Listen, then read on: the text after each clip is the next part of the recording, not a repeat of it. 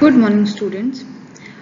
I am Ms. Kanika Sharma, Assistant Professor, Department of Pharmacy, Ramesh Institute of Vocational and Technical Education. Today we will be talking about origin and nature of pharmaceutical legislation in India.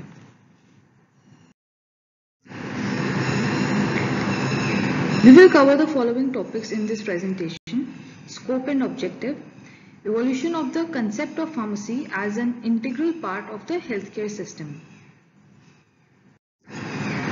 Starting with scope and objectives.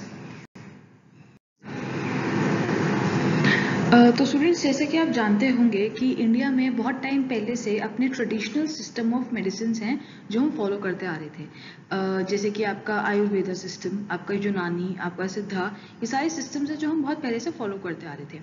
जब India में Britishers आए, उन्होंने राज करना start करा, तो अपने साथ allopathic system of medicine लेके साथ में आए। ये सिस्टम में एलोपैथिक ड्रग्स तो थी ही, बट उसके साथ काफ़ी सारे एक्ट्स थे, काफ़ी सारे लॉज थे जिसको आपको फॉलो करना था।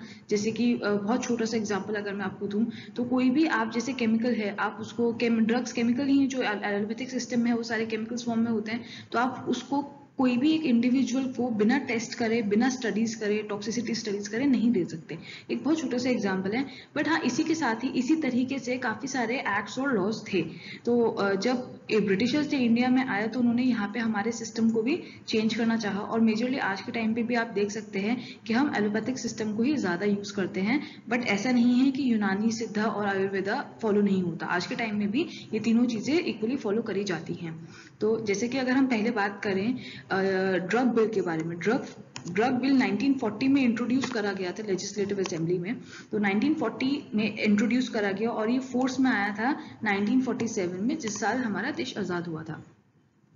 आगे बात करें तो ये जो ड्रग बिल था, ये सारे प्रोविजंस जो होते हैं रिलेटेड टू क्या, ड्रग्स, कॉस्मेटिक, आयुर्वेदिक, यूनानी एंड होम्योपैथिक मेडिसिन से रिलेटेड जो भी सारी चीजें हैं, ये जो एक्ट था, ये जो बिल था, ये कवर करता था। इस बिल का आगे नाम दिया गया द ड्रग एक्ट ऑफ 1940। इस ड्रग एक्ट के तहत सारे जो इंपोर्ट होता है, मैन्युफैक्चरिंग होती है, डिस्ट्रीब्यूशन होता है और सेल होती है एक ड्रग की या कॉस्मेटिक की इन इंडिया में, वो सारा ये एक्ट कवर करता है। आगे 5 साल बाद 1940 से 1945 सेंट्रल गवर्नमेंट ने काफी सारे रूल्स का एक सेट निकाला, जिसका उन्होंने नाम रखा the drug and cosmetic rules of 1945। और इस रूल्स के अंडर ये जो भी रूल्स है, ये टाइम टू टाइम अपडेट होते रहते हैं।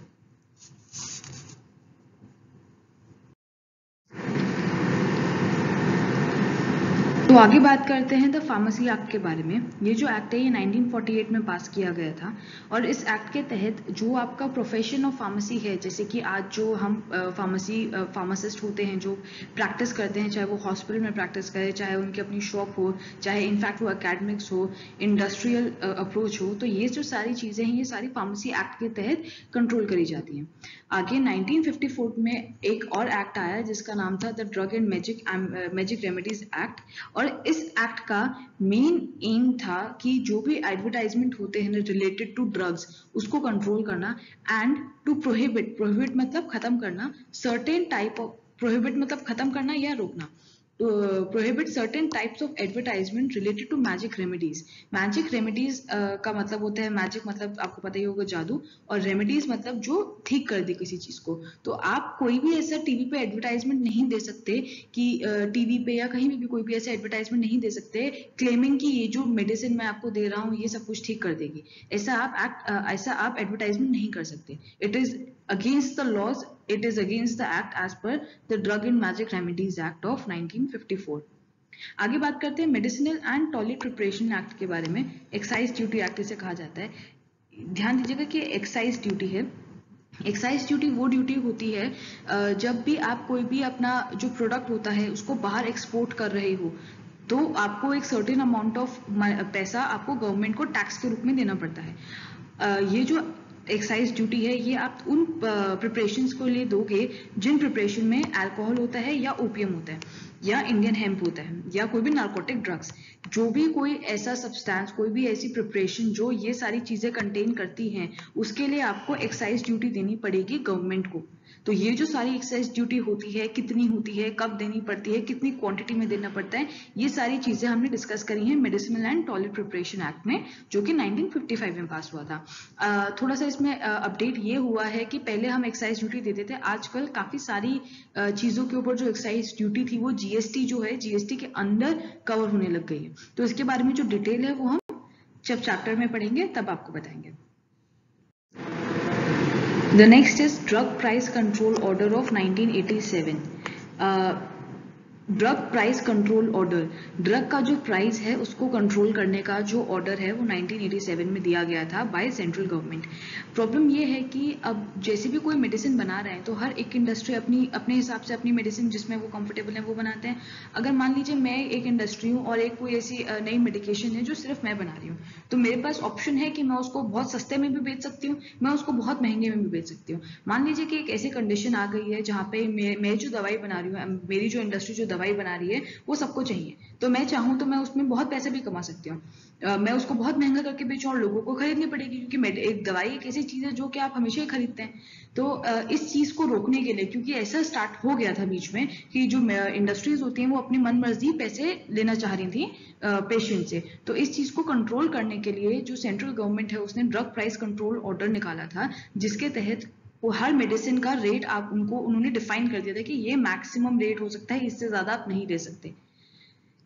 उसके एग्जैक्टली 2 साल पहले एक और एक्ट आया था जिसका नाम था narcotic and psychotropic substances act. ये जो एक्ट है, जैसे कि आप बात कर सकते हैं narcotic and psychotropic act, psychotropic substances sorry, ये जो दोनों चीजें होती हैं ये आपको पता है कि मेडिसिन में काफी ज्यादा हेल्पफुल होती हैं। ये चीजें जैसे स्पेसिफिकली अगर नार्कोटिक्स की बात करूं मैं, तो जो सिवियर पेन होता है, जैसे कि कैंसर थेरेपी में कई बार पेशेंट्स बहुत ज्यादा सिवियर पेन फील करते हैं, या फिर सर्जरी के बाद पेशेंट्स को काफी पेन होता है, तो उस टाइम पे हम उनको नार्कोटिक्स पेन किलर देते हैं और ये काफी स्ट्रांग होते हैं। अब इसके साथ प्रॉब्लम ये है कि क्योंकि ये काफी ज्यादा अच्छे पेन किलर्स होते हैं तो इसको अब्यूज करा जाता है। तो मेजरली इस चीज को स्टॉप करने के लिए, इस चीज को कंट्रोल करने के लिए गवर्नमेंट ने ये एक्ट पास करा था, जिसके तहत कि आप कोई भी नार्कोटिक्स और साइकोट्रोपिक सब्सटेंसेस जो हैं उसको ऐसे ही अगर बेच नहीं सकते, आपको प्रिस्क्रिप्शन चाहिए होगा उसको बेचने के लिए, और क्या क्या उसके अंदर फर्दर और रूल्स और रेगुलेशन हैं, ये सारी चीजें हम पढ़ेंगे narcotic and psychotropic substances act में।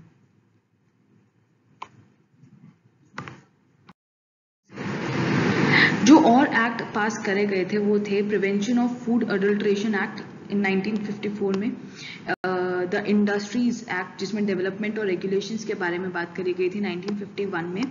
फिर उसके बाद आता है the industrial employment act of 1946, फिर उसके बाद industrial dispute act 1947, factory act of 1948, Indian patent and design act of 70, the Trade and Merchandise Mark of 1958, the Epidemic Disease Act of 1897 and Shops and Establishment, हर जो shops होती हैं और उनके establishments होती हैं इनके लिए एक्ट हर रिस्पेक्टिव स्टेट ने अपना अलग अलग निकाला गया था। आगे बात करेंगे the evolution of concept of pharmacy, कि कंसेप्ट ऑफ फार्मेसी जो आज के टाइम पे हम फार्मेसी पढ़ रहे हैं, जो लोग फार्मेसी प्रैक्टिस होती है वो किस तरीके से आज जिस स्टेट में है वो आज कैसे पहुंचा है यहाँ तक।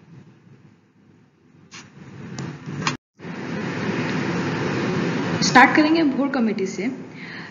गवर्नमेंट ऑफ इंडिया ने अक्टूबर 1943 में एक कमेटी सेटअप करी under the chairmanship of sir Joseph भोर, जिस कमेटी का काम था कि वो एक सर्वे कंडक्ट करे और जाने कि इंडिया में उस टाइम पे 1943 में क्या स्टेटस था हेल्थ सेक्टर का और किस तरीके से उसको बढ़ाया जा सकता था।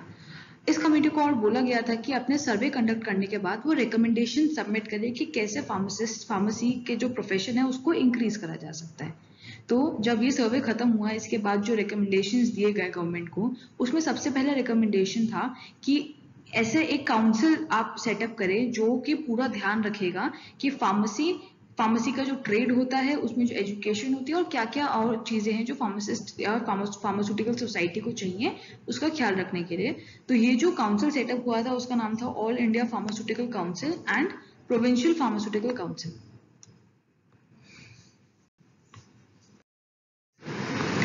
इसके बाद जो दूसरा इन्होंने रिकमेंडेशन दिया था वो था suitable measures for maintaining disciplinary control over the practice over the practice and profession of pharmacy for registration of pharmacist, कि pharmacist जो हैं उनका registration कराया जाए।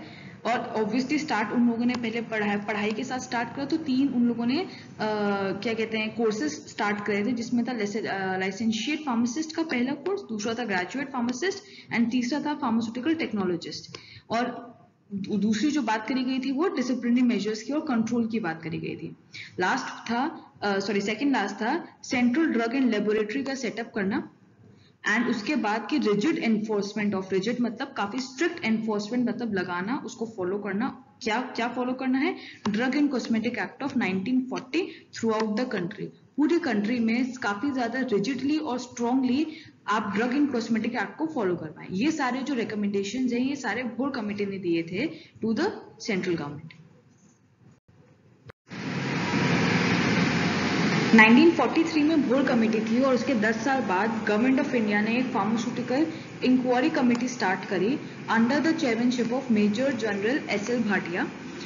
ये कमेटी 1953 में स्टार्ट करी और इसका काम था कि ये इंक्वायरी करे फार्मास्यूटिकल इंडस्ट्री के अंदर और चेक करे कि गवर्नमेंट कैसे क्या स्टेप ले सकती है जिससे कि ये जो फार्मास्यूटिकल इंडस्ट्री है ये कंट्रीब्यूट कर सके कंट्री की हेल्थ केयर डिलीवरी सिस्टम में और इकोनॉमी में। तो ये कमेटी ने एग्जैक्टली एक साल बाद ऑलमोस्ट 212 रिकमेंडेशन सबमिट करे, जो कि मैक्सिमम उसमें से इंप्लीमेंट करे गए थे।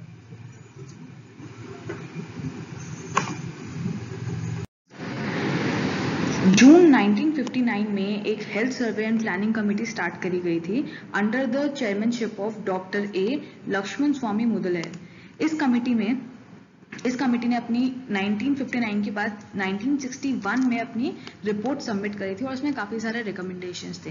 अब उन रिकमेंडेशंस के अंडर उन्होंने एक और चीज स्टार्ट करी थी, एक और चीज रिकमेंड करी थी, जो थी कि जो इंडिजिनस सिस्टम ऑफ मेडिसिन है, जो कि सिस्टम ऑफ मेडिसिन इंडिया में पहले से चलते आ रहे हैं, उनको भी आप ड्रग एंड कॉस्मेटिक एक्ट के अंडर ले आइए। जो ड्रग एंड कॉस्मेटिक एक्ट था 1940 का, उसके अंडर भी आप ये सारी जो पुरानी सिस्टम ऑफ मेडिसिन है उनको ले आइए। ये जो रिकमेंडेशन था ये किस कमेटी ने करा था? ये मुदलियार कमेटी ने करा था। आगे बात करते हैं हाथी कमेटी की। This was the committee under the chairmanship of Jaisukhlal Hathi to take the comprehensive look at the drug industry. जो भी हमारी ड्रग इंडस्ट्री थी उसमें उसके अंदर एक बहुत ध्यान से उसको चेक करने के लिए एक और कमेटी स्टार्ट करी गई थी, जो कि स्टार्ट करी गई थी जयसुखलाल हाथी के लीडरशिप के under. The report of this committee covered all aspects ranging from licensing. जो भी इन लोगों ने जो कमेटी की रिपोर्ट दी थी उसमें काफी सारी चीजों को इन लोगों ने कवर करा था, जो कि थी जैसे कि licensing, price control, import, role of foreign sector, quality control, etc. It encouraged the development of indigenous industry and the foreign dominated multinational drug companies। जो इन्होंने encourage करा था कि किस को encourage करा था इन्होंने? इंडिजिनस इंडस्ट्री को, जो हमारी इंडिया में अपनी इंडस्ट्री चलती है ड्रग्स की, और उसके अलावा जो foreign dominated multinational drug companies थी उसको भी हाथी कमेटी ने काफी ज्यादा अप्रिशिएट करा था और एंकरेज करा था। तो ये सारी जो कमिटीज बैठी थी, इनके ही वजह से आज फार्मेसी जहां पर पहुंचा है, ये सब इन्हीं कमिटीज की वजह से पहुंचा है। तो यही सारे टॉपिक्स हमें कवर करने थे फार्मास्यूटिकल लेजिस्लेशन इन इंडिया के under. Thank you so much.